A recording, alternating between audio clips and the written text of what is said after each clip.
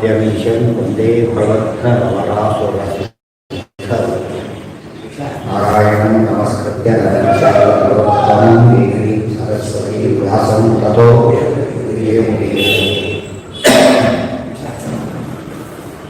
ನಾರಾಯಣಂ ತ್ವಮೇ ಸರ್ವೈರ್ವೇದಂ ಗೋಚರಂ ದೇಶಂ ಗಮ್ಯಂ ಪ್ರಾರ್ಥವಚ್ಯತೆ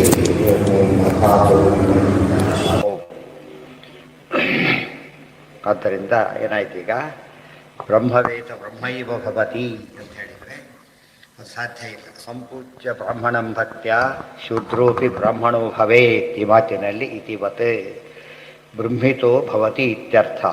ಬ್ರಾಹ್ಮಣನಾಗ್ತಾನೆ ಅಂದರೆ ಗುಣಗಳಿಂದ ಕೂಡ್ತಾನೆ ಅಂತ ಅಷ್ಟೇ ಅರ್ಥ ಹೊರತು ಬ್ರಾಹ್ಮಣನೇ ಆಗಿಬಿಡ್ತಾನೆ ಅಂತ ಅರ್ಥ ಅಲ್ಲ. ಅದೇ ರೀತಿಯೇ ಬ್ರಹ್ಮವೇದ ಬ್ರಹ್ಮೈವ ಭವತಿ ಅಂದರೆ ಬ್ರಹ್ಮನಂತೆ ಮುಂದೆ ಎಂದೂ ಸಹ ಬಂಧನ ಇಲ್ಲದವನಾಗ್ತಾನೆ ಹೊರತು ಬ್ರಹ್ಮನೇ ಆಗ್ತಾನೆ ಅಂತ ಹೇಳೋದಕ್ಕೆ ಸಾಧ್ಯವೇ ಇಲ್ಲ. ಎಂದೂ ಅದು ಪ್ರಸಂಗ ಕಂಡೇ ಇಲ್ಲ.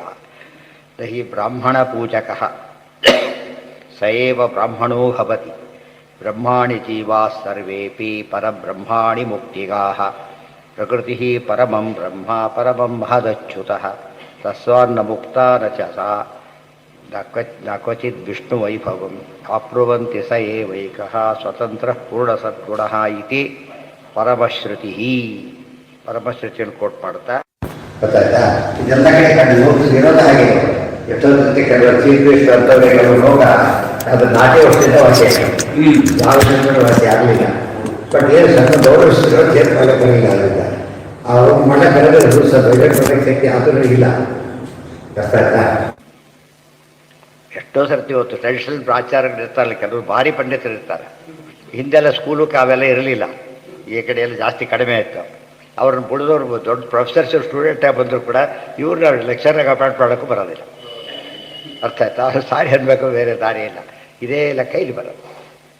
ಇವ್ರು ನಾವು 100% ಟ್ರೀಟ್ ಮಾಡಿಬಿಟ್ರೆ ಹುಟ್ಟಿನ ಬೆಲೆ ಇಲ್ದಾಗ ಆಗಿಬಿಡುತ್ತೆ ಆಮೇಲೆ ಅದಕ್ಕೆ. ಅರ್ಥ ಆಯ್ತಾ. ಹಿಂದೆಲ್ಲ ಆಗಿರ್ತಿತ್ತು ಅಂದರೆ ಕುರಿತ ಎಲ್ಲ ಮ್ಯಾಚ್ ಆಗಿಬಿಡ್ತಿತ್ತು. ನಾವೆಲ್ಲ ಬ್ರಾಹ್ಮಣ ಅಂದರೆ ಬ್ರಾಹ್ಮಣನೇ, ಕ್ಷತ್ರಿಯ ಅಂದರೆ ಕ್ಷತ್ರಿಯನೇ. ಮತ್ತೆ ಕೇಳಬೇಕು ಪೆನ್ನು ಅಂದರೆ ಬರೆಯುತ್ತೆ ಅಂತ ಹೇಳ್ತೀವಲ್ಲ, ಹಾಗೆ ಅದು ಬರೆಯೋ ಪೆನ್ನು ಕೊಡಿಯುತ್ತೆ ಕೇಳೋದಿಲ್ಲ. ಆ್ಯಕ್ಚುಲಿ ಬರಿದೇ ಇರೋ ಪೆನ್ ಆಗುತ್ತಾ ಇಲ್ಲ. ರೂಢಿಯಲ್ಲಿ ಏನು ಬಂದುಬಿಟ್ಟಿದೆ, ಬರಿದೇ ಇರೋ ಪೆನ್ ಕೂಡ ಪೆನ್ ಅಂತ. ಆಕಾರದಿಂದ ಪೆನ್, ಅದು ಆಕಾರದಿಂದ. ಸೊ ಇವರು ಆಕಾರದಿಂದ ಬ್ರಾಹ್ಮಣ, ಒಳಗೇನು ಇಲ್ಲ, ಬರಿದೇ ಇರೋ ಪೆನ್ ಇದ್ದ ಹಾಗೆ. ಬಟ್ ಸ್ಟಿಲ್ ಹಾಕ್ಬೇಕು ದೂರಕ್ಕೆ ಏನಂತ ಕಾಣುತ್ತದು, ಪೆನ್ ಅಂತಲೇ ಕಾಣುತ್ತೆ. ಯೂಸ್ಲೆಸ್ ಅಂತ ಅನ್ಬೋದು. ಪೆನ್ ಯೂಸ್ಲೆಸ್ ಪೆನ್ ಅನ್ಬೇಕು, ಬರಿದೇ ಇರೋ ಪೆನ್ ಅನ್ಬೇಕು. ಪೆನ್ ಅಲ್ಲಕ್ಕೆ ಬರೋಲ್ಲ. ಈ ಸ್ಥಿತಿ ಇದೆ. ಅದು ವ್ಯವಸ್ಥೆ. ಅದು ಕಲಿಯುಗದಲ್ಲಿ ಎಲ್ಲ ಡಿಸ್ಟರ್ಬ್ ಆಗಿಬಿಡುತ್ತೆ, ಕಂಪ್ಯೂಟರ್ ಚೇಂಜ್ ಆಗಿಬಿಡುತ್ತೆ. ಆದ್ದರಿಂದ ಆದಷ್ಟು ಏನು ಮಾಡಬೇಕು, ಈಗ ಉಳಿಸ್ಕೊಳ್ಳೋ ಪ್ರಯತ್ನ ಪಡೋದು. ವಿದುರ ಹೇಳ್ತಾರೆ, ನಾನು ಪ್ರಶ್ನೆ ಕೇಳ್ತಾನೆ, ನನಗೆ ಇವತ್ತು ಹೇಳಿದ್ದೀವಿ ಬ್ರಹ್ಮವಿದ್ಯೆ ಹೇಳ್ಕೊಡಿ. ಇಲ್ಲ ಇಲ್ಲ, ಶೂದ್ರ ಹಿಡಿಯಲ್ಲಿ ಹುಟ್ಟಿದ್ವನು ಆ ಥರದ್ದು ಹೇಳೋದಿಲ್ಲ, ನಾನು ಗುರುಗಳ ಕೈಯಲ್ಲಿ ಹೇಳಿಸ್ತೀನಿ ಅಂತೇಳಿ ಕರೆದು ಬರ್ತಾರೆ. ಯಾಕೆ ವಿದುರ ಫಾಲೋ ಮಾಡಬೇಕಾಗಿತ್ತು? ಅದು ಹೇಳ್ತಿರೋದು ಯಾರು ಗುಟ್ಟಾಗಿ ಹೇಳ್ತಿರೋದು, ಯಾರು ಆಡಿಯನ್ಸೇ ಇಲ್ಲ ಇಲ್ಲಿ. ಯಾರಿಗೊಬ್ಬರೇ ಯಾರಿರೋದು ಧೃತರಾಷ್ಟ್ರ ಒಬ್ಬನೇ. ಹೇಳಿದರೆ ಫ್ಯಾಮಿಲಿ ಮ್ಯಾಟ್ರ್ ಆಗ್ತದೆ, ಹೇಳಿಲ್ಲ ಅಂತ. ಒಂದು ಸರ್ತಿ ಮಾಡಿದ್ದು ಇದಾಗಿಬಿಡ್ತು ಅಂದರೆ ಮನಸ್ಸು ಒಪ್ಪಬಾರ್ದು. ಮನಸ್ಸು ಯಾರೂ ಇಲ್ಲ ಅಂತೇಳಿ ಏಕಾಸಿ ಊಟ ಮಾಡೋಕ್ಕೆ ಹೇಗೆ ಸಾಧ್ಯ ಇಲ್ಲೋ ಹಾಗೆ. ಗೊತ್ತಾಯ್ತಾ. ಅದು ಮನಸ್ಸಿನ ಪ್ರಶ್ನೆ. ಅದು ಯಾರು ನೋಡಿದ್ರೆ ಮಾಡಿ ಹೀಗೆ ಶಾಸ್ತ್ರ ಹೇಳಲಿಲ್ಲ. ನೋಡ್ತಿದ್ದಾಗ ತಿನ್ನಬೇಡಿದೆ ಅಂತ ಹೇಳಿದರೆ ಸಮಸ್ಯೆ ಇರಲಿಲ್ಲ. ತಿನ್ನಲೇಬೇಡಿದೆ ಅಂತ ಹೇಳಿದಾಗ ನೋಡಿದ್ರೆ ಸೆಕೆಂಡ್ರಿ. ಆ ದೃಷ್ಟಿಯೊಳಗೆ ಬ್ರಾಹ್ಮಣ ಇದೆಲ್ಲ ಪ್ರಶ್ನೆಗಳು ಒಳ್ಳೆ ಪ್ರಶ್ನೆಗಳು. ಬಟ್ ಅದಕ್ಕೆ ಇರ್ತಕ್ಕಂಥ ಸಮಸ್ಯೆಗಳು ಬೇಕಾದಷ್ಟು ಸಾಲ್ವ್ ಮಾಡಿ. ಇಲ್ಲಿ ಪ್ರಾಬ್ಲಮ್, ಇನ್ನೊಂದು ಕಡೆ ಪ್ರಾಬ್ಲಮ್ ಶುರುವಾಗುತ್ತೆ. ಈ 100 ಜನ ಬಂದುಬಿಡ್ತಾರೆ ನಮ್ಮನ್ನು ಅಪಾಯಿಂಟ್ಮೆಂಟ್. ಒಬ್ಬನು ಕೊಟ್ಟ ತಕ್ಷಣ ಅವನಿಗೇನು ಕ್ವಾಲಿಫಿಕೇಶನ್ ಶುರು ಮಾಡ್ತಾರೆ, ಯೋಗ್ಯತೆ ಎಲ್ಲ ಕೇಳೋದು. ಅವನಿಗೆ ಕೊಟ್ಟರೆ ಎಷ್ಟೇ ಪ್ರಶ್ನೆ ಒಂದು. ಈ ರೀತಿ ವಾದ ಶುರು ಮಾಡ್ತಾರೆ. ಲಾಯರ್ಸ್ ಭಾರಿ ಅಡ್ವೊಕೇಟ್ ಮಾಡ್ತಾರೆ ಅದು. ಆ್ಯಕ್ಚುಲಿ ಅವೆಲ್ಲ ಲೆಕ್ಕ ಇಲ್ಲ ಅಂತ ಫಜೀತ್ ಆಗುತ್ತೆ. ಅದಕ್ಕೆ ರೂಲ್ಸ್ ಇದ್ದಾಗ ಏನು ಮಾಡೋಕ್ಕೆ ಬರೋದಿಲ್ಲ. ಈಗ ಸನ್ಮಾನ ಮಾಡಿದ್ರೆ ಬೇಡ ಅಂತ ಹೇಳಲ್ಲ ಅವರು. ನಿಮ್ಮ ಇಷ್ಟ ಅದು. ಅವ್ನು ಕ್ವಾಲಿಟಿ ನೀವು ಲೈಕ್ ಯಾರಿಗೆ ಏನು ಬೇಕಾದ್ರೆ ಮಾಡ್ಕೊಂಡು ನಿಮ್ಮ ಹಣೆ ಬರ ಇದಕ್ಕೆಲ್ಲ ಬರೋದು. ಟೆಕ್ನಿಕಲಿ ನಾವು ಫಾಲೋ ಮಾಡಬೇಕಾಗುತ್ತೆ. ವಿದುರ ಬರೀ ದೇವತೆ ಆತ. ಯಾವ ಬ್ರಾಹ್ಮಣ ಸುಪ್ರೀಂ ಮೋಸ್ಟ್ ಬ್ರಾಹ್ಮಣಿಗಿಂತ ಮೇಲಿದ್ದಾರೆ ಅವರು. ಆದರೆ ನಾನು ಫಾಲೋ ಮಾಡ್ತೇನೆ ಹೇಳೋದಿಲ್ಲ ಅಂತ ಹೇಳಿ. ಇದು ವಿದುರ ಎಕ್ಸಾಂಪಲ್ ಬೆಸ್ಟ್. ಶಿಬಿರಲ್ಲಿ ಕನಕದಾಸರು ಹಾಗೆ ಮಾಡಿ ಗೊತ್ತಿತ್ತು, ಅವ್ರಿಗೆ ಗೊತ್ತಿತ್ತು ಆದ್ರೂ ಹೇಳಕ್ಕೆ ಹೋಗಲಿಲ್ಲ. ಕನಕದಾಸರು ಹಾಗೇನೆ ತುಂಬ ಜನ ತಿಳ್ಕೊಂಡಿದ್ದಾರೆ. ದೇವ್ರ ದೇವಸ್ಥಾನ ಬಿಡಲಿಲ್ಲ ಹಾಗೆ ಅಂತ. ಬಿಟ್ಟರೆ ಅವ್ರು ಹೋಗ್ತಿರಲಿಲ್ಲ. ಗೊತ್ತಾಯ್ತಾ. ಯಾಕೆ ನಿಯಮ ಕೆಡಬಾರ್ದು. ಕೃಷ್ಣ ಏನು ಮಾಡ್ತಾನೆ, ಅರ್ಜುನ ಬರುತ್ತೆ ಮಾಡಬಾರ್ದು. ನಾನು ಯಜ್ಞದಾಚಾರ್ಯ ಶ್ರೇಷ್ಠ ತತ್ತದೇ ವೇತೋರು ಕೃಷ್ಣ ಏನೂ ಮಾಡಬೇಕಾಗಿಲ್ಲ, ಅದು ಎಲ್ಲರೂ ಮಾಡಿ ತೋರಿಸ್ತಾನೆ. ಅದಕ್ಕೆ ಬ್ಯಾಡ್ ಪ್ರೆಸಿಡೆನ್ಸ್ ಆಗುತ್ತೆ, ಉಳಿದವರಿಗೆ ಅದು ಬ್ಯಾಡ್ ಪ್ರೆಸಿಡೆನ್ಸ್ ಆಗೋದ್ರಿಂದ ಆ ರೀತಿ ಮಾಡಬಾರ್ದು. ಧರ್ಮ ಉಳಿಯೋದೇ ಹಾಗೆ. ನೀವು 100% ರೂಲ್ ಯಾವುದು ಮಾಡಿದ್ರು ಕೂಡ ಒಂದು ಏನೋ ಸಿಗುತ್ತೆ. ಅದಕ್ಕೆ ಒಂದು ಸ್ಟೇಜಲ್ಲಿ ರೂಲ್ಸ್ ಫಾಲೋ ಮಾಡಿಬಿಟ್ರೆ ಸಮಸ್ಯೆ ಬರೋದಿಲ್ಲ.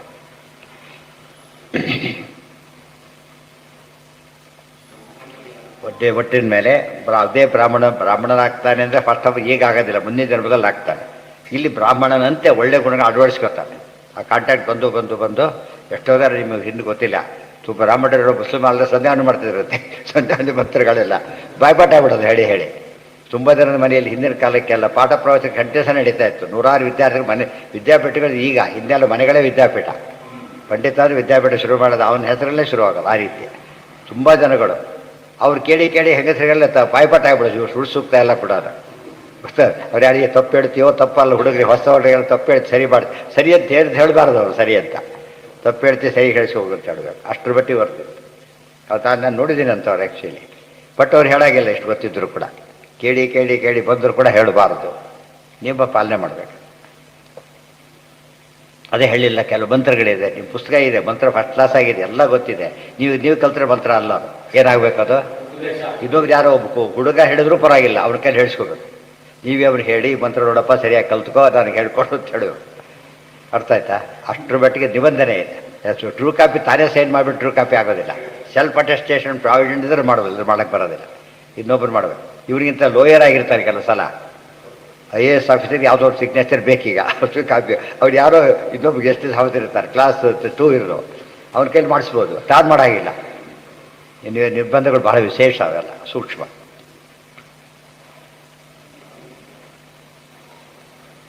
ಇವೆಲ್ಲ ಒಂದು ವ್ಯವಸ್ಥೆ ಕಾಪಾಡೋದಕ್ಕೆ ಮಾಡಿದ ವ್ಯವಸ್ಥೆಗಳಿವೆಲ್ಲ ಕೂಡ. ಅದರಲ್ಲಿ ಸ್ವಲ್ಪ ಇದಾದರೂ ಕೂಡ ವ್ಯವಸ್ಥೆ ದಾರಿ ತಪ್ಪು. ಬ್ರೇಕ್ ಸ್ವಲ್ಪ ಫೇಲ್ ಆದರೆ ಏನಾಗುತ್ತೆ? ಹೀಗೆ ಆಕ್ಸಿಡೆಂಟ್ ಅಂತ ಏನೂ ಇಲ್ಲ. ಆಕ್ಸಿಡೆಂಟ್ ಏನು ಆಗಬೇಕಾದ್ರೆ ಆಗ್ಬೋದು. ಅದಕ್ಕೆ ಅವಕಾಶ ಕೊಡಬಾರ್ದು. ನಹಿ ಬ್ರಾಹ್ಮಣ ಪೂಜಕ ಸಯವ ಬ್ರಾಹ್ಮಣ, ಇವತ್ತೆಲ್ಲ ಆ ರೀತಿ ವಾದ ಮಾಡೋಕ್ಕೆ ಹೋಗ್ತಾರೆ. ಕ್ವಾಲಿಟಿ ಹೋಗಿಬಿಡುತ್ತೆ ನ್ಯಾಚುರಲಿ, ಹೋಗ್ಬಿಟ್ಟು ಕೊನೆಗೆ ಅಜ್ಜಾನೆ ಏನೋ ಆಗೋಗ್ಬಿಡುತ್ತೆ. ಅದು ಸರಿ ಮಾಡೋಕ್ಕೆ ಬರಲಾರ್ಸ್ ಕೆಟ್ಟ ಹೋಗುತ್ತೆ ಆಮೇಲೆ. ಆದ್ದರಿಂದ ಆನ್ ಪೇಪರ್ ಏನು ಮಾಡಿದ್ದಾರೆ ಇವತ್ತಂದು ಕೂಡ ಫಾಲೋ ಮಾಡ್ತಾರೋ. ಪ್ರೈಮ್ ಮಿನಿಸ್ಟ್ರ್ ಮಗ ಫಸ್ಟ್ ಭಾರಿ ಬ್ರೈಟ್ ಅವರು, ಗೊತ್ತಾಯ್ತಾ. ಅವ್ರ ಆರ್ಟ್ಸ್ ಫಸ್ಟ್ ರ್ಯಾಂಕು. ಇಂದಿನ ಬೇಟ್ಗೆ ಏನು ಮಾಡಿದ್ರೆ ಕೊಳ್ಳಕ್ಕೆ ಬರೋದು. ಅದು ಬೇಡ, ಪ್ರೈಮ್ ಮಿನಿಸ್ಟ್ರಿಗೆ ಕೊಳ್ಳಕ್ಕೆ ಬರಲ್ಲ. ಇಲ್ಲಿ ಹೇಳ್ಬೇಕಾದ್ರೆ ಪ್ರೈಮ್ ಮಿನಿಸ್ಟರ್ ಆರ್ಟ್ಸ್ ಸ್ಟೂಡೆಂಟು ಅಥವಾ ನಾನ್ ಕ್ವಾಲಿಫೈಡ್ ಅಂತ ತಿಳ್ಕೊಬಾರ್ದು. ಡಿಗ್ರಿನೇ ಇರ್ಬೋದು, ಆ ಥರ ತಪ್ಪೇನಿಲ್ಲ. ಅಂಥವ್ರು ಏನು ಮಾಡೋಕ್ಕೆ ಬರಲ್ಲ ಈಗ. ವಯಸ್ಸಿಗೆ ಏನು ಮಾಡೋಕ್ಕೂ ಬರಲ್ಲ. He can appoint BC, but he cannot become BC. ಅರ್ಥ ಆಯ್ತಾ? ತಾನು ಮಾಡೋ ಶಕ್ತಿ ಇದೆ ಆತನಿಗೆ, ಆದರೆ ಕೆಲವೊಂದು ಮಾಡಬಾರದು ಕೂಡ. ಎಷ್ಟು ಆಶ್ಚರ್ಯ. ರೂಲ್ಸ್ ಅಂದರೆ ಅಷ್ಟು ಶ್ರೇಷ್ಠ. ಆ ನಿಯಮದ ಬಂಧನೆ, ನಿಯಮದ ನಿರ್ಬಂಧ ಇಲ್ಲದೆ ಹೋದರೆ ಯಾವ ಸಂಸ್ಥೆನೂ ನಡೆಸಕ್ಕೆ ಬರೋದೇ ಇಲ್ಲ. ಪ್ರಕೃತಿ ನಹಿ ಬ್ರಹ್ಮಾಣಿ ಜೀವಾ ಸರ್ವೇ. ಕೊಟೇಶನ್ ತುಂಬ ಅರ್ಥ ಆಚರಣೆ ಕೊಟೇಶನ್ ಕೊಟ್ಬಿಡೋದು ಎಲ್ಲಿ ಬೇಕಾದ್ರೂ ಬೇರೆ ರೀತಿ ಆಮೇಲೆ ಉಪಯೋಗಿಸಕ್ಕೆ ಬರುತ್ತೆ. ಇಲ್ಲಿ ಹೇಳ್ತಾರೆ ಬ್ರಹ್ಮವೇದ ಬ್ರಹ್ಮ ಇವ ಭವತಿ. ಅಷ್ಟೇ ಹೋದಲ್ಲ, ಏನು ಸಮಸ್ಯೆ ಇಲ್ಲ. ಬ್ರಹ್ಮವೇದ, ಜೀವ ಬ್ರಹ್ಮನ್ ತಿಳ್ಕೊಂಡ, ಬ್ರಹ್ಮ ಏವ ಭವತಿ. ಮತ್ತೆ ಜೀವನಾಗೆ ಹೊಡಿತಾನೆ ಹೊರತವನೇ ಬ್ರಹ್ಮನಾಗೋದೇ ಇಲ್ಲ.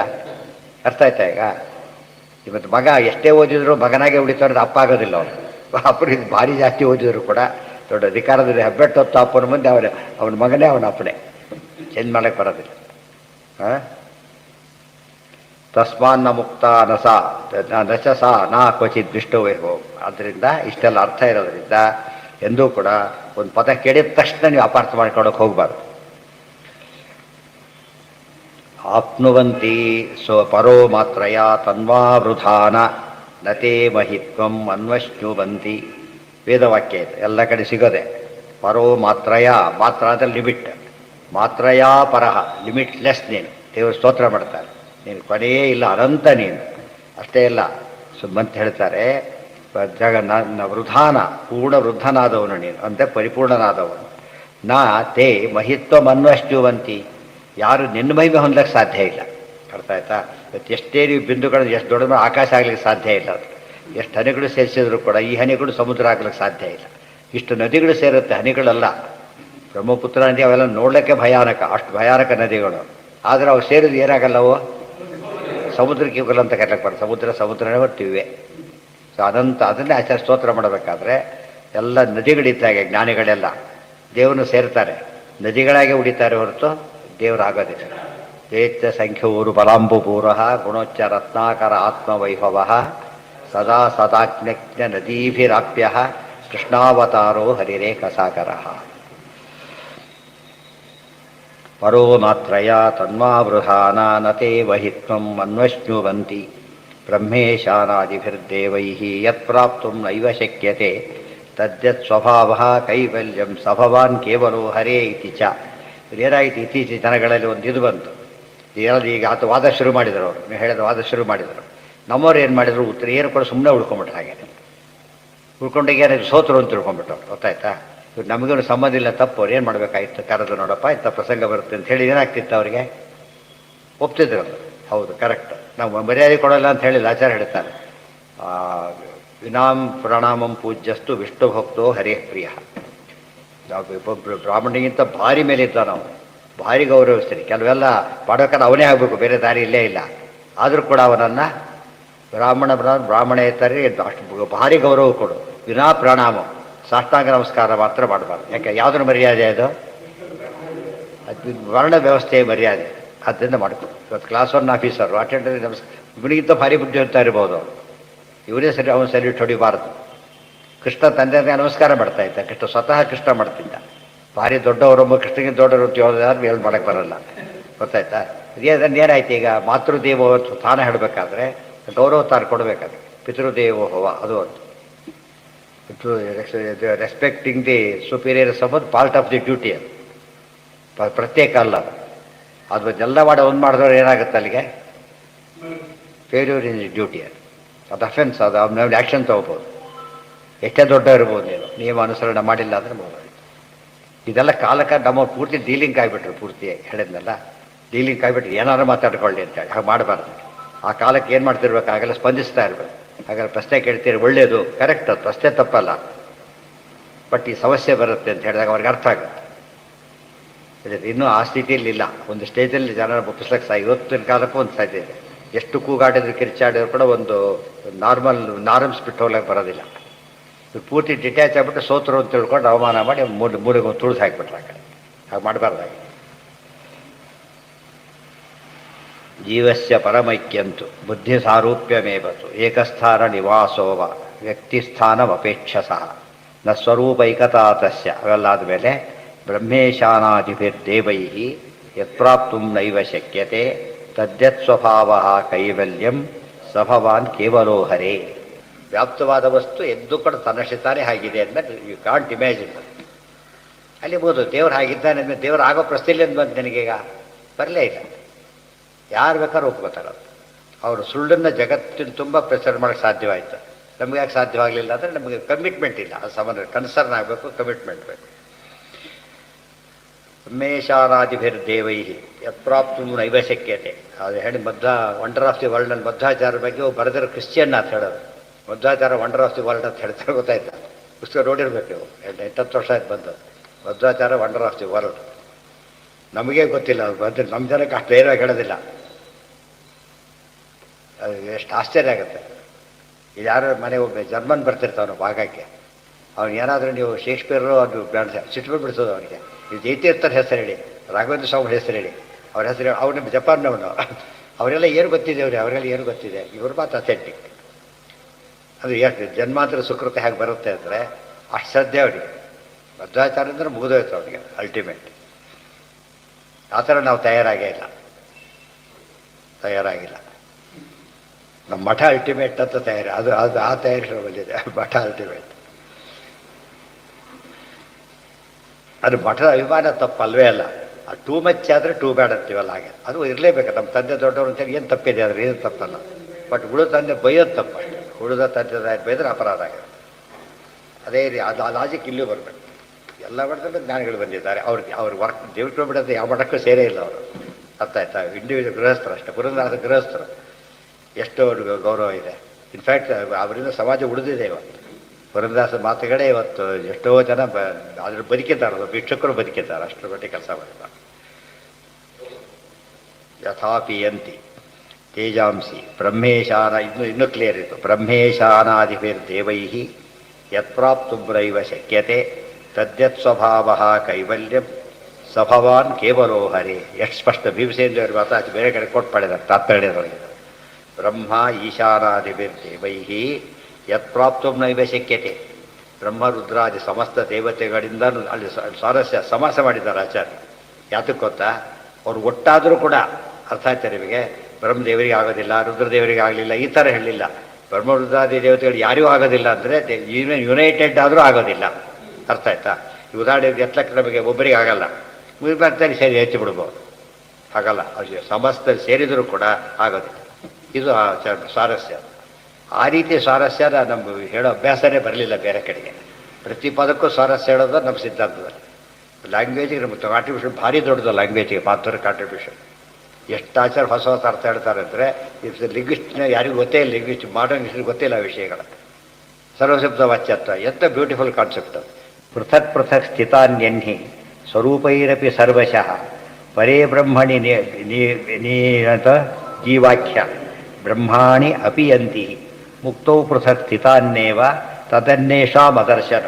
ಎಷ್ಟು ಸೂಪರ್ ವಾಕ್ಯ ಗೊತ್ತಾ ಇದೆಲ್ಲ. ಸಾವಿರಾರು ದೀಪ ಇದೆ ಈಗಾಗಲೇ, ಗೊತ್ತಾಯ್ತಾ? ಎಲ್ಲ ಕೋಟ್ಯಂತರ ದೀಪ ಇವೆ, ತಿಳಿತಾ? ಸೂರ್ಯ ಹುಟ್ಬಿಡ್ತಾನೆ, ಏನಾಗುತ್ತಾಗ? ಇವ್ಯಾವ ಪ್ಲೇನಲ್ಲಿ ಬರ್ತಾ ನೋಡ್ತೀರಿ ನೀವು, ಕೆಳಗಡೆ ರಾತ್ರಿ ಏನು ದೀಪ ಕಾಣ್ತಾ ಹಗಲಲ್ಲಿ ಬಂದಾಗ ತಿಳಿತಿಲ್ಲ, ಎಲ್ಲ ಇದು ಜೀರೋ ಆಗಿಬಿಡುತ್ತೆ. ಅವು ಏನಾಗಿಲ್ಲ, ಅವೆಲ್ಲ ನಾಶ ಆಗಿಲ್ಲ. ಏನಾಗ್ತಾ ಇಲ್ಲವೋ ಈ ಪ್ರಕಾಶಗಳು ಡಲ್ ಆಗಿಬಿಡುತ್ತೆ. ಅದಕ್ಕೆ ದೇವರು ಒಬ್ಬನೇ ಅಂತ ಹೇಳಿದರೆ ಅವ್ರ ಮುಂದೆ ಯಾರೂ ಉಳಿಲಕ್ಕೆ ಇಲ್ಲ ಅಲ್ಲ, ಅವ್ರಿಗೆ ಕಂಪೇರ್ ಮಾಡೋಕ್ಕೆ ಆಗೋದಿಲ್ಲ. ಆದ್ದರಿಂದ as if they are nothing, ಅಷ್ಟು ಕಡಿಮೆ ಆಗಿಬಿಡ್ತಾರೆ ಅಂತ ಅರ್ಥ. ಅದನ್ನು ಆಚಾರ್ಯ ಹೇಳ್ತಾರೆ. ದೃಷ್ಟಾಂತ ಅದೇ, ಯಥಾ ಪಿಯಂತಿ ತೇಜಾಂಸಿ ಮಹಾತೇಜಸ್ವಿ ಭಾಸ್ಕರೆ. ದೊಡ್ಡ ತೇಜಸ್ಸಿರ ಮುಂದೆ ಚಿಕ್ಕ ತೇಜಸ್ಸಲ್ಲಿ ಅಂತ ಅಡಕ ಆಗಿಬಿಡುತ್ತೆ, ಅದು ಸೇರ್ಕೊಂಡು ಹೋಗ್ಬಿಡುತ್ತೆ. ಪರಮಾತ್ಮಲು ಸೇರ್ತಾರೆ, ಈ ರೀತಿ ಸೇರ್ತಾರೆ ಹೊರತು ಒಂದಾಗ್ತಾರೆ ಅಂತ ಅರ್ಥ ಅಲ್ಲ. ಅರ್ಥ ಆಯ್ತಾ? ಈ ಒಂದಾಗ್ತಾರೆ ಎಂಬ ಅರ್ಥಲ್ಲಿ ಹೇಳಲಿಲ್ಲ. ದೊಡ್ಡ ತೇಜಸ್ಸಿರ ಮುಂದೆ ಚಿಕ್ಕ ತೇಜಸ್ನವನು ಏನಾಗ್ತಾನೆ? ನೆಗ್ಲಿಜಿಬಲ್ ಆಗಿಬಿಡ್ತಾನೆ ಅಷ್ಟೇ. ಅವನು ಜೀರೋನೂ ಆಗಲ್ಲ, ಅವನು ನಾಶನೂ ಆಗೋದಿಲ್ಲ. ಬಟ್ ಅವ್ರಿಗೆ ಇಲ್ಲ, ದೇವ್ರನ್ನ ಲೆಕ್ಕಕ್ಕೆ ಬರೋದಿಲ್ಲ ಅಂತ ಹೇಳ್ತಾರೆ. ನೀವು ಪ್ಲೇನಲ್ಲಿ ಹೋಗ್ಬೇಕಾದ್ರೆ ಒಂದು ಬೆಟ್ಟ ನೋಡಿ ನೋಡಂತೀವಿ, ಸಾಧ್ಯನೇ ಇಲ್ಲ. ಎಲ್ಲ ಗ್ರೌಂಡ್ ಲೆವೆಲ್ ಅಷ್ಟೆ. ನೀವು ಯಾವ ರೀತಿ ಭಾರಿ ಕಟ್ಬಿಡ್ಬೇಕಾದ್ರೆ ಸಾಧ್ಯನೇ, ಪ್ಲಾನಲ್ಲಿ ಕಾಣಿಸೋದಿಲ್ಲ. ಅದು ಬಿಲ್ಡಿಂಗ್ 1000 ಅಡಿ ಫ್ಲೋರ್ಸ್ ಇರಲಿ, ಪ್ಲಾನ್ ಪ್ರಕಾರ ಕಾಣೋದು ಒಂದೇ ನಿಮಗೆ ಕಾಣೋದು. ಎಷ್ಟು ಕಾಣುತ್ತೆ? ಇಷ್ಟೇ. ಎಲಿವೇಶನ್ ಸಿಗುತ್ತೆ ನಿಮಗೆ ಅದಲ್ಲ. ಸೊ ದೇವ್ರ ಮುಂದೆ ಪ್ಲಾನಲ್ಲಿ ಎಲ್ಲ ಏನಾಗಿಬಿಡ್ತಾರೆ, ಗ್ರೌಂಡ್ ಲೆವೆಲ್ ಬಂದ್ಬಿಡುತ್ತೆ, ಎಲ್ಲ ಗ್ರೌಂಡ್ ಲೆವೆಲ್. ಹಿಮಾಲಯ ಪರ್ವತನೂ ಗ್ರೌಂಡ್ ಲೆವೆಲೇ ಕಾಣಿಸೋದು ನಿಮಗೆ. ಮೌಂಟ್ ಎವರೆಸ್ಟು ಗ್ರೌಂಡ್ ಲೆವೆಲ್ಲೇ, ಎಲಿವೇಶನ್ಲೇ ಎದ್ದು ಕಾಣುತ್ತೆ. ಆದರೆ ಎಲಿವೇಶನ್ ನೋಡಿದ್ರೆ ನೀವು ಆಕಾಶ ಟ್ರೇಲರ್ ದೊಡ್ಡದು ಕಾಣಿಸುತ್ತೆ. ಮತ್ತೆ ಪ್ಲಾನ್ನಲ್ಲಿ ನೋಡಿದ್ರು ಆಕಾಶನೇ, ಎಲಿವೇಶನ್ ನೋಡಿದ್ರು ಆಕಾಶ. ಅದನ್ನು ಮ್ಯಾಚ್ ಮಾಡೋಕ್ಕೆ ಯಾರ ಕೈಲೂ ಸಾಧ್ಯ ಇಲ್ಲ. ಸೊ ಯಾವ ಆ್ಯಂಗಲಲ್ಲಿ ನೋಡಿದ್ರು ಕೂಡ ದೇವರೇನೇ. ಜೀವರು ಮುಕ್ತರೋ ಅಮುಕ್ತರೋ ಏನಾರ ಆಗಿರಲಿ, ಎಷ್ಟು ಜನ ಬೇಕಾದ್ರೆ ಅವರಿಂದ ಏನಾಗೋದಿಲ್ಲ, ದೇವರಾಗಲಿಕ್ಕೆ ಸಾಧ್ಯ ಇಲ್ಲ. ಇದನ್ನು ಒತ್ತಿ ಹೇಳಿದಾಗ ಇದು ರ್ಯಾಷನಲ್ ಒಪ್ಪುತ್ತೆ. ರ್ಯಾಷನಲ್ ಲಾಜಿಕ್ ಆದ್ದರಿಂದ ಯಾರಾದ್ರೂ ಅಪೋಸ್ ಮಾಡೋಕ್ಕಾಗೋದಿಲ್ಲ. ಪೃಥಕ್ ಪೃಥಕ್ ಸ್ಥಿತಾನ್ಯನ್ಹಿ ಸ್ವರೂಪೈರಪಿ ಸರ್ವಶಃ ಪರೇ ಬ್ರಹ್ಮಣಿ ಜೀವಾಖ್ಯ ಬ್ರಹ್ಮ. ಅದು ಮಧ್ವಾಚಾರ್ಯ ಹೇಳ್ತಾರೆ, ಅವ್ರು ಇದಕ್ಕೆ ಬರ್ತಾರೆ, ಕೇರಳದ ಚಾತೆ ಕೂಡ್ತಾರೆ. ವಿದ್ವಾಂಸರೆಲ್ಲ ಅವ್ರ ಮುಂದೆ ಏನಾದರೂ ಅಂದರೆ, ಸೂರ್ಯ ಹುಟ್ಟಿದಾಗ ದೀಪಗಳಾದಾಗ ಅದು ಅಂತ ಹೇಳ್ತಾರೆ, ನಕ್ಷತ್ರಗಳಾದಾಗ ಆಯಿತು. ಮತ್ತು ನಕ್ಷತ್ರಗಳು ಕಾಣುತ್ತೆ ಆಗಲ್ಲ ನಿಮಗೆ? ನಕ್ಷತ್ರಗಳಿವೆ ಆಗಲ್ಲ, ಇದೆಯಲ್ಲ ನಕ್ಷತ್ರ ಈಗ ಕಾಣೋದಿಲ್ಲ. ಯಾತಕ್ಕೆ? ಸೂರ್ಯನ ತೇಜಸ್ಸು ಇದು ಮಾಡಿಬಿಡುತ್ತೆ, ಡಲ್ ಮಾಡಿಬಿಡುತ್ತೆ, ಡಿಮ್ ಮಾಡಿ ಹಾಕ್ಬಿಡುತ್ತೆ. ಅರ್ಥ ಆಯ್ತು? ಮಧ್ವಾಚಾರ ಹಾಕಿ ಕೂತ ತಕ್ಷಣ ಅವ್ರ ಕಾಂತಿನೇ ಬೇರೆ ಆಗ್ತಿತ್ತು ಅಂತ ಹೇಳ್ತಾರೆ. ಈಗ ಮಧ್ವಾಚಾರ ಆಗ್ಬಿಟ್ಟು ಹೇಳಿದ್ರೆ ದೇವ್ರು ಬಂದಾಗ ಎಂಟೈರ್ ಅನಾದಿಗೆ ಎಲ್ಲರೂ ಏನಾಗ್ಬಿಡ್ತಾರೆ, ಬ್ರೈಟ್ನೆಸ್ ಇದೆ ಇಲ್ಲ ಅಂತಲ್ಲ ಪಾಪ ಅವರಿಗೆ. ಅವ್ರು ಕಾಣೋದು ಆರಿಸ್ದಾಗ ಕಾಣಿಸ್ತದೆ, ಇಲ್ಲದವ್ರು ಕಾಣಿಸ್ತದೆ. ಇದ್ರಲ್ಲಿ ಮುಚ್ಚೋಗ್ಬಿಡ್ತಾರೆ. ಈ ಸೂರ್ಯನ ಶಕ್ತಿ ದೇವ್ರ ಮುಂದೆ ಅನಂತಪಟ್ಟು ಕಡಿಮೆ ಇದೆ. ಈ ಸೂರ್ಯನೇ ಎಷ್ಟು ಡಲ್ ಮಾಡಬೇಕಾದ್ರೆ ಇನ್ನು ಸ್ವತಃ ದೇವ್ರ ಮುಂದೆ ಯಾರು ಇದೆ ಇದಾಗ ಸಾಧ್ಯ ಇದೆ? ಸೂರ್ಯಾಂತರ್ಗತ ಪರಮಾತ್ಮನ ಮುಂದೆ ಯಾರು ಇರ್ತಾರೆ? ಈ ಲಾಜಿಕ್ನಲ್ಲಿ ಇದೆಲ್ಲ ಎಕ್ಸ್ಪ್ಲೇನ್ ಮಾಡ್ತಾರೆ ಆಚಾರ್ಯ. ಇದಕ್ಕೆ ಸಂಸ್ಕೃತ ಬೇಕು, ಲಾಜಿಕ್ ಬೇಕು, ಪ್ರಮಾಣ ರಕ್ಷಣೆ ಬೇಕು. ಪೃಥಕ್ ಪೃಥಕ್ ಸ್ಥಿತಾನ್ಯನ್ನಿ ಸ್ವರೂಪೈರಪಿ ಸರ್ವಶಃ ಪರೇ ಬ್ರಹ್ಮಣಿ ಜೀವಾಖ್ಯ ಬ್ರಹ್ಮಾಣಿ ಅಪಿಯಂತಿ. ಪರಬ್ರಹ್ಮ ನಾರಾಯಣ, ಜೀವ ಅಂತಕ್ಕಂಥ ಪುಟ್ ಬ್ರಹ್ಮಗಳಿವು, ಪುಟ್ ಬ್ರಹ್ಮಗಳು. ಮುಕ್ತೌ ಪೃಥಕ್ ಸ್ಥಿತಾನ್ನೇವ ತದನ್ನೇಷಾಮದರ್ಶನಂ ಅವ್ಯಯೋಯಂ ಸಮುದ್ದಿಷ್ಟೋ ನ ಸ್ವರೂಪೈ ಏಕತಾ ಕ್ವಚಿತ್. ಸ್ವರೂಪೈಕತಾ ಕ್ವಚಿತ್. ದೇರ್ಫೋರ್ ಎಲ್ಲಿ ಐಕ್ಯ ಹೇಳಿದ್ರು ಕೂಡ ಈ ಐಕ್ಯನ ಯೋಚನೆ ಮಾಡಲಿಕ್ಕೂ ಹೋಗಬೇಡಿ ಅಂತ ಹೇಳಿದ್ರು. ಈ ಐಕ್ಯನ ಯೋಚನೆ ಮಾಡೋದಕ್ಕೂ ಹೋಗಬೇಡಿ, ಅದು ಐಕ್ಯ ಬೇರೆ ಇದೇ ಬೇರೆ, ಮತ್ತೆ ಐಕ್ಯ ಈ ಐಕ್ಯ ಹೇಳಬೇಕು, ಬೇರೆ ಐಕ್ಯ ಅಲ್ಲ. ಅವ್ಯಯೋ ಅಪ್ಯಯೋ ಏನದು ಅಪ್ಯಯೋ ಅಯಂ ಸಮುದ್ದಿಷ್ಟು. ಅಪ್ಯಯ ಅಂದ್ರೇನೋ ನಾಶ ಅಂದ್ರೆ ಅಪ್ಯಯ. ಜೀವ ನಾಶವೂ ಆಗೋದಿಲ್ಲ.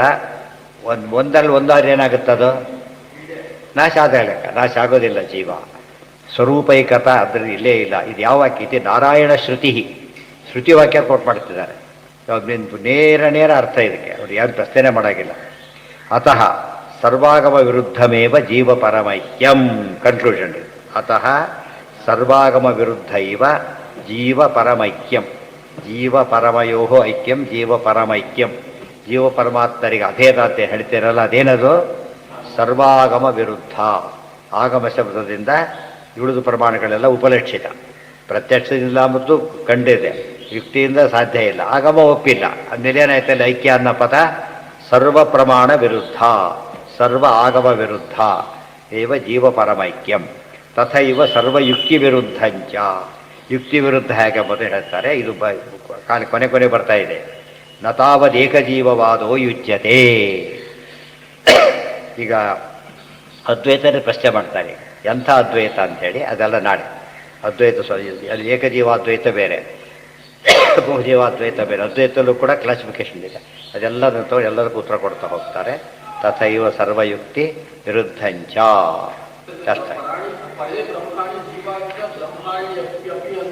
ಬ್ರಹ್ಮಾಣಿ ಅಪಿಯಂತಿ. ಅಪಿಯಲ್ಲ, ಅಪಿಯಂತಿ. ಎಲ್ಲಿದೆ?